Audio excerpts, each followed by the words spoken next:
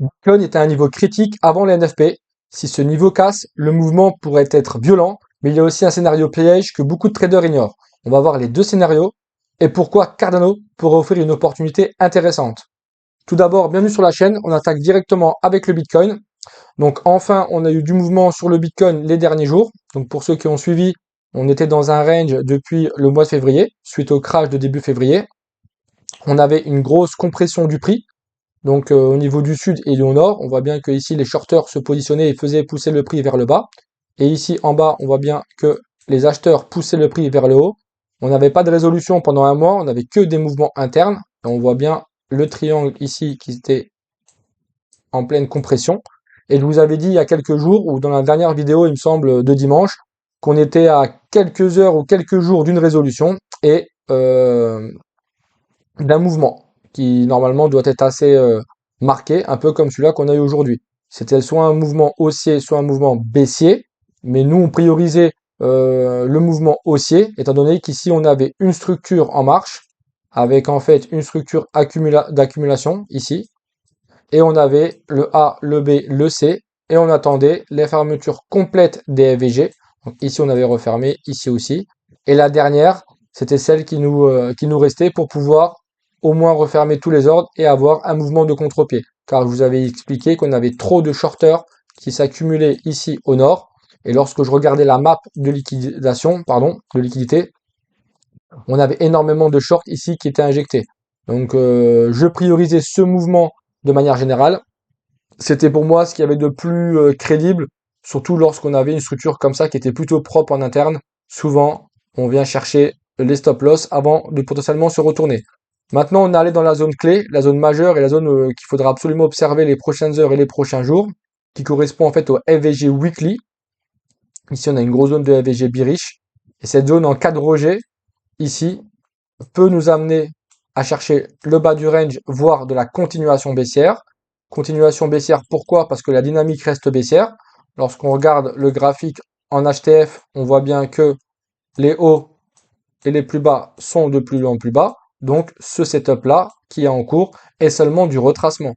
Donc il faudra faire très attention. C'est pas parce qu'on a un mouvement haussier que ça y est, Bitcoin to the moon, on va aller à la TH. Non, pas du tout. On va avoir un retracement qui va être soit mineur, donc avec un tout petit retracement suite à ce breaker-là. Par exemple, on revient ici dans cette zone de FVG bearish en cas de rejet, continuation, soit un mouvement majeur, et dans ces cas-là, on ira chercher des niveaux plus hauts, ce que je vous ferai montrer tout à l'heure.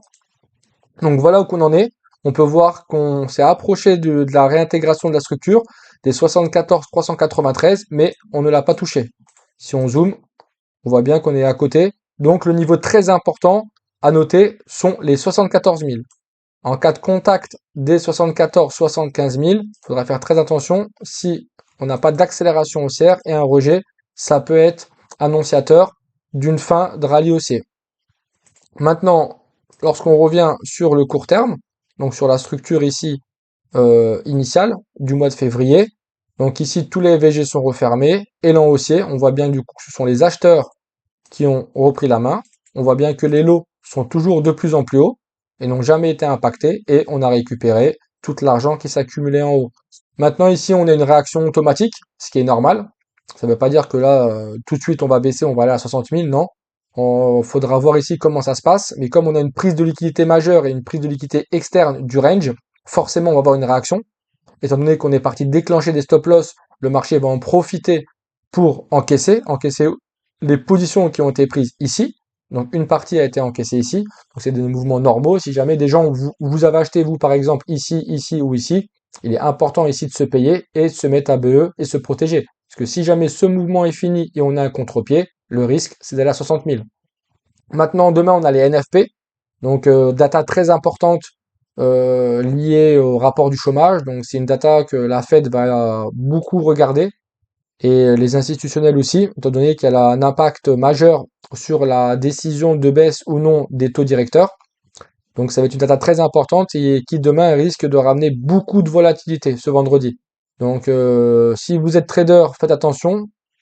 Moi je conseille en général de ne pas trader le vendredi, car beaucoup de volatilité et beaucoup de mouvements piégeurs.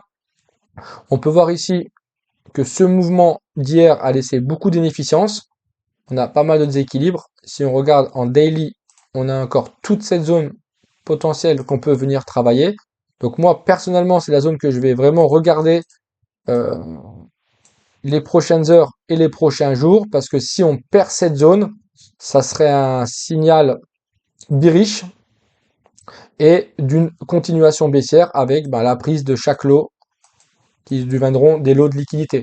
Donc si on veut conserver la dynamique haussière, on va devoir travailler ce FVG bullish, comme on a eu ici et sur d'autres zones, qui va permettre une continuation haussière, pas forcément une continuation pour aller très haut, mais déjà revenir dans la structure, les 74-75 000, qui était le mouvement initial que j'attendais ici, un retour dans cette structure. C'est ce qu'on a travaillé tout le mois de février pour ceux qui ont suivi mes shorts et mes vidéos du jeudi et du dimanche. Maintenant, si jamais on va plus haut, bien sûr que c'est possible. Et dans ces cas-là, on va regarder quel niveau on va pouvoir aller chercher. Maintenant, c'est pas parce qu'ici on est sur une zone importante, majeure et bearish qu'il faut absolument intégrer des shorts à tout prix et se dire ça y est, le Bitcoin va aller à 60 000. Tout ça parce qu'on a eu ici une baisse de 2 ou 3 000 dollars. Non, ça se passe pas comme ça. Il faut attendre des setups et des confirmations. Sachant que demain c'est vendredi, la semaine n'est pas finie et surtout qu'on a le rapport NFP. Donc moi, je sais qu'il y a beaucoup de gens qui sont déjà en mode panique étant donné qu'on a pris le haut du range et qu'on a déjà un avalement baissier. Mais c'est pas parce qu'on a un avalement ici que directement c'est un signe de retournement. Pour l'instant, c'est un mouvement normal. On a eu high, low, high. Donc tant qu'on conserve ici, on aura une continuation. Mais si on perd ici, il faut s'attendre à ce qu'on aille plus bas. Ça paraît évident. Si on regarde plus haut les zones clés, donc on peut voir qu'ici on a plusieurs highs au même niveau. Donc je pense que si ici la zone demain arrive à tenir et ce week-end, le prochain palier sera les 74 000 et le palier suivant sera ici. Les 79-80 000 parce qu'ici on peut voir qu'on a trois highs au même niveau, des EQH, des equal high et il constitue beaucoup de liquidités. En plus, si on regarde en daily, on a une belle zone de FVG et je ne serais pas étonné que ce mois de mars, on revienne ici. Maintenant, est-ce qu'on va y aller? Honnêtement, je pourrais pas vous dire oui ou non, je n'en sais rien. Ça va dépendre ici, quelle confirmation le marché va nous montrer. Donc voilà pour le Bitcoin, voilà pour les prochains jours ou les prochaines heures, surtout qu'est-ce qu'il faudra surveiller. Nos yeux doivent être ici.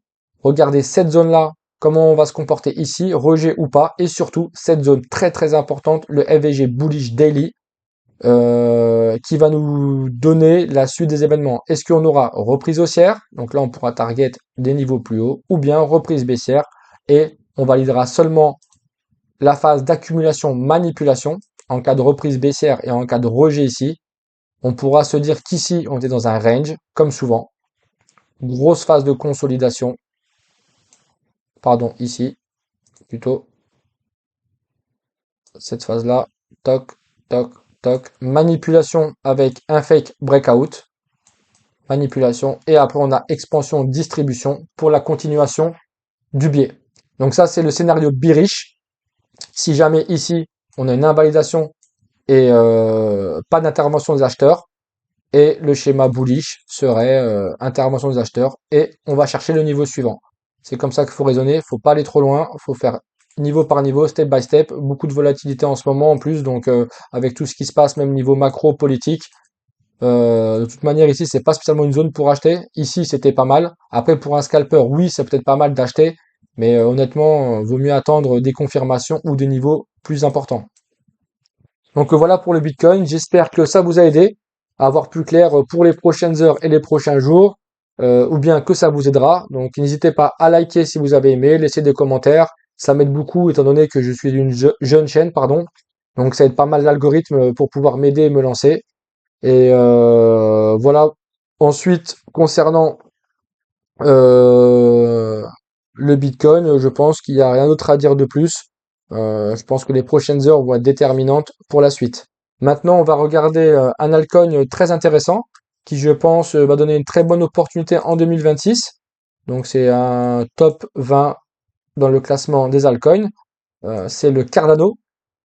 Pour ceux qui ne connaissent pas, il est top 13, 10 milliards de market cap. Donc, il a été confondé par un ancien de chez Ethereum. Donc, c'est une blockchain basée sur la recherche scientifique académique. On a un protocole proof of stake, donc économe en énergie. une architecture en deux couches qui améliore la scalabilité. Euh, on a un écosystème DeFi et Web3 en pleine expansion et un système de gouvernance décentralisé avec participation de la communauté. Donc moi, c'est un actif que j'aime beaucoup, auquel je crois beaucoup les prochaines années pour le prochain cycle. C'est pour ça que là que je vous en parle. J'en avais parlé déjà il y a quelques semaines. On était ici et je vous avais dit que j'attendais la prise du lot 2023 qui pourrait commencer à être des niveaux intéressants pour quelqu'un qui voudrait investir dans le ADA parce qu'on a eu un grand élan haussier pendant le bull run de 2020 à 2021. Donc il me semble qu'on a pris plus de 10 000% sans problème. On avait pris l'équivalent d'à peu près 16 000%, voire même un peu plus. 17 000% on a pris en l'espace d'un an. Donc derrière, on a eu une phase de retracement qui a commencé en 2021. Donc avec par exemple une impulsion que je vais mettre ici avec un A, une vague A, impulsive, baissière. Ici on a eu un retracement quand tout le monde pensait qu'on allait partir et que dans le sillage du Bitcoin, on allait faire to the moon ou des nouveaux ATH et on a seulement une phase de retest. Et ensuite, on a eu une phase de continuation. Donc, je vais mettre vaxé, mais elle n'est pas finie. Enfin, je ne pense pas qu'elle est finie. Qui est en cours. Un peu comme ce que je vous ai expliqué sur Bitcoin en LTF. Une phase A, B, C. Et nous, ce qui va être intéressant, ça va être d'acheter la vaxé. Maintenant, est-ce que le Cardano peut aller plus bas? Je pense que oui. Là, on peut voir qu'on a seulement récupéré toute la liquidité qui s'accumulait en 2022-2023. Donc, il y avait beaucoup de stop loss ici qui s'accumulaient. On est venu la récupérer. Je vous avais dit qu'ici, donc c'est la chute du 10 octobre, qu'on allait avoir une reprise de ce lot-là. Car souvent, le marché, lorsqu'il laisse une mèche de liquidité, il y a énormément de gens qui vont acheter cette montée et qui vont continuer à acheter pour chercher des plus hauts et qui vont mettre leur stop loss ici. Donc souvent le marché retourne les récupérer, un peu comme on a eu ici en 2021. Et je pense que le prochain target, ça va être le lot 2021, qui pour moi nous donnera des entrées très intéressantes pour un investisseur. Maintenant, combien de temps on va mettre pour y aller, je ne sais pas. On peut voir qu'ici, le 2021, on a rangé en fait ici jusqu'à 2026 entre 20 centimes et 3 dollars. On n'est pas à l'abri de consolider un corps pendant plusieurs mois, plusieurs années. Ça, honnêtement, je ne sais pas. Moi, je vois vraiment la vision long terme, comme c'est un actif auquel je crois. Après, c'est pas du conseil en investissement. Je vous dis pas ça pour que vous achetez du Cardano. J'ai rien à y gagner. Je partage juste ma vision, ce que je pense et comment je procède pour acheter, pour investir.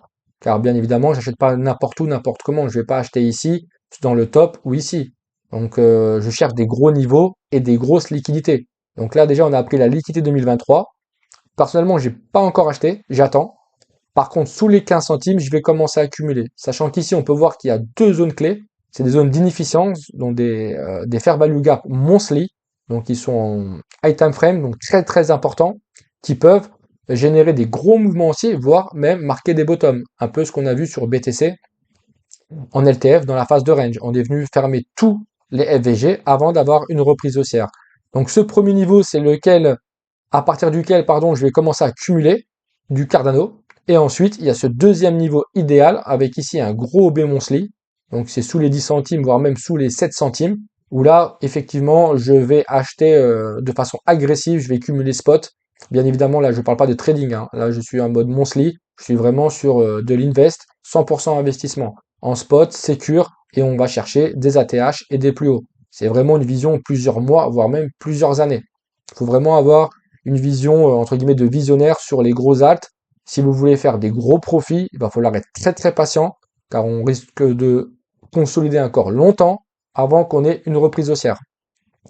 Donc voilà pour les niveaux dans lesquels on peut investir sur le Cardano. Si on prend un Fibonacci, comme d'habitude, très important de prendre un Fibonacci. Moi, j'aime bien le mettre en logarithmique lorsqu'il y a un gros mouvement comme ça. On peut voir qu'à partir du lot 2023, on est rentré sous les 50% en zone qu'on appelle discount. Et moi, de toute façon, lorsque j'ai investi, je n'investis pas lorsque je suis en zone share. Si je suis en zone share au-dessus des 50%, c'est une zone où on vend. Ici, c'est une zone où on achète. Ou en tout cas, on priorise les achats. On ne sait pas si ici on va se retourner et on va partir. On peut arriver ici, ranger longtemps et à la fin casser. C'est pour ça qu'on ne fait pas all-in sur une alt, on achète de façon intelligente en DCA sur des niveaux majeurs et ensuite, pour ceux qui veulent mettre plus d'argent, attendre des confirmations. Moi personnellement, je sais qu'ici, je vais être agressif ici et ici, mais je vais pas faire all-in. Après, si ici, on fait un peu un setup comme ça, avec ici des phases de range, d'accumulation, et on a une extension, un peu comme ici aussi on a eu, avec un breaker, là oui, effectivement, et même ici, là oui, je pourrais acheter même massivement, voire même prendre des opportunités en trading ou en futur, en long swing, et puis chercher des plus hauts. Mais pour l'instant, on n'y est pas. Pour l'instant, on va essayer d'acheter intelligemment et il va falloir vraiment être doté de beaucoup de patience. Mais je pense que Cardano a des belles années devant lui. Je pense que c'est un actif qui va durer longtemps. Comme je vous ai dit, 10 milliards de market cap, encore au top 13. Donc c'est un actif qui est vraiment... et puis qui continue de progresser, d'évoluer. Donc je pense qu'il va être ancré pendant un long moment dans l'écosystème crypto. Donc voilà pour le Cardano.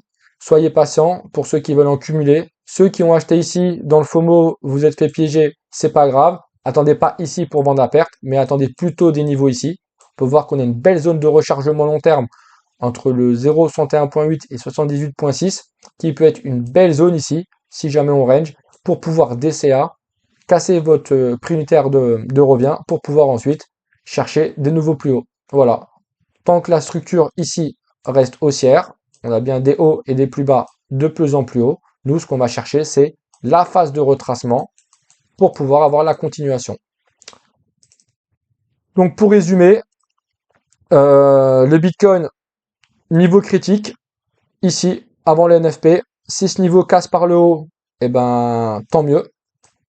Le mouvement pourrait être assez violent, mais on a toujours le scénario piège qui reste aussi possible en cas de rejet ici avec la reprise bearish.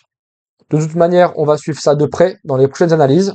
Si vous voulez suivre les niveaux clés sur Bitcoin et les opportunités sur certains altcoins comme Cardano et autres, pensez à vous abonner et activer la cloche. Je publie pour le moment une analyse chaque dimanche et chaque jeudi.